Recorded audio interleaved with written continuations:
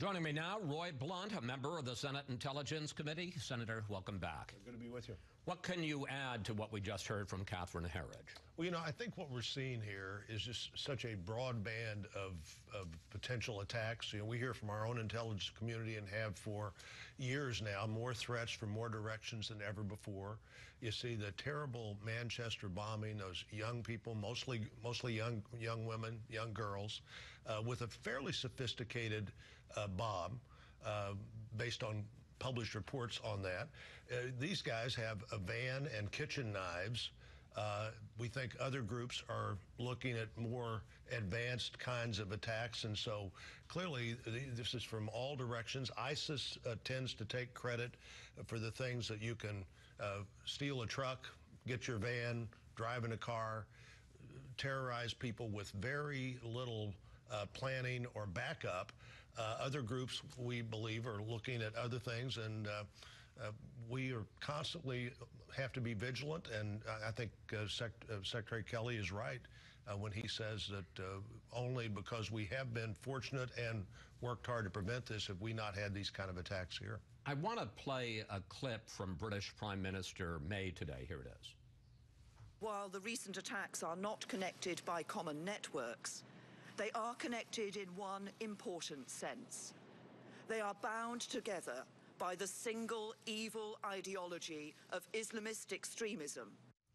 Any explanation as to why we have now seen 3 fatal terror attacks in Britain in less than 3 months?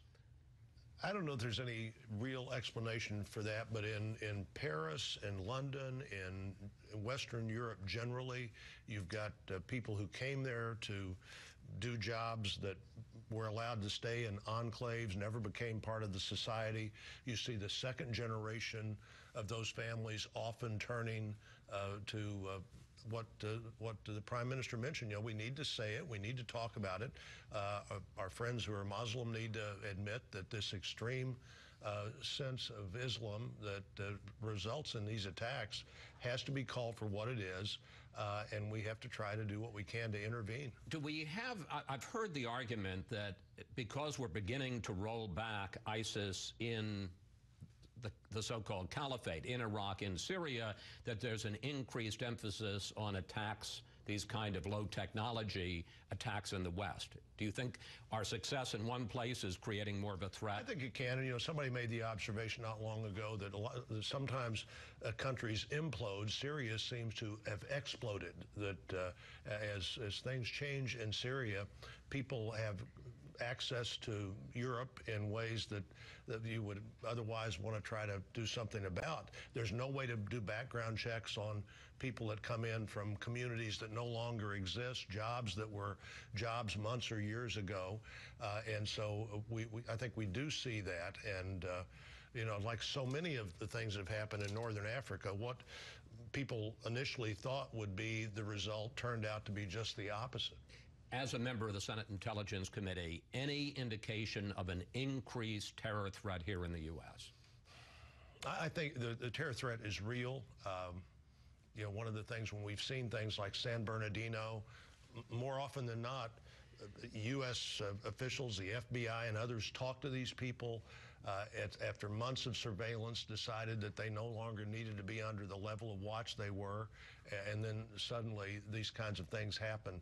I do think, again, that you've got some groups that are looking at a big play, like taking down an airliner. You've got others who need very little support, very little planning, and can do incredible damage, which is actually, in many ways, almost more of a terrorism, because you go anywhere, do anything, you wonder what could happen at any moment. It could happen London here. Bridge on a Saturday night. London Bridge, the Westminster Bridge, the concert, yeah. all of these things are true terror targets. They're not. It's not like going after the U.S. Embassy. Right.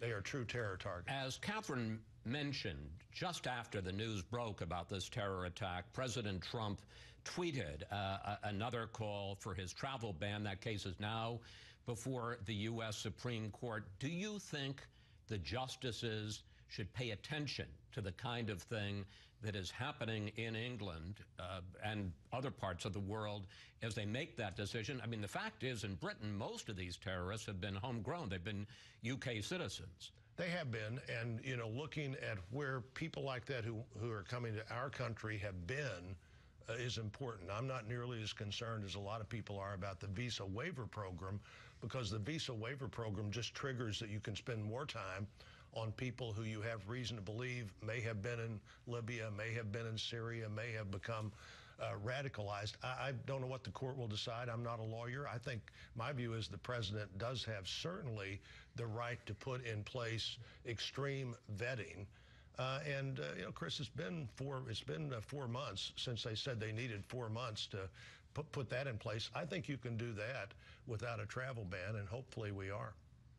I want to talk to you about another hat as a member of the Senate Intelligence Committee. A lot of anticipation about the testimony this week from former FBI Director James Comey. What do you expect to hear from him? What questions do you have for him? Well, I think it's important that we talk to everybody that should be talked to about this. I do believe that the Senate Intelligence Committee is the most likely place to bring this investigation to conclusion, with whatever the conclusion turns out to be. Used to dealing with each other on issues like this, so we're used to classified documents, we're used to coming together to protect the country. Hopefully that's what we'll be able to do. What are you looking for from Comey? What Comey says and how he says it, I think, will be important. I haven't, frankly, understood much of what Comey has done since about a year ago. And his decisions have been, I think, highly questionable. We'll see why he was prepared for that meeting the way he was. Said he had a round of murder board kind of questions before he went to see the president, why he thought it was important to immediately download that, and what other meetings he had that, frankly, he didn't think were so important to download what happened. Finally, do you think that President Trump has a legitimate claim to executive privilege to block Comey from testifying? And as a practical matter, do you think he should invoke it? I think the president is better served by getting all this information out sooner rather than later. Let's find out what happened and bring this to a conclusion. You don't do that, I think, by invoking executive privilege on a conversation you had apparently with nobody else in the room. Most stories have two sides to them. At some point, we'll hear the president's side, but I frankly think we need to hear Mr. Comey's side and find out what other questions we need to ask after he answers the questions this week. Senator Blunt, thank you. Thanks for your time this Sunday, and thank you for coming in on short notice. Glad to be here.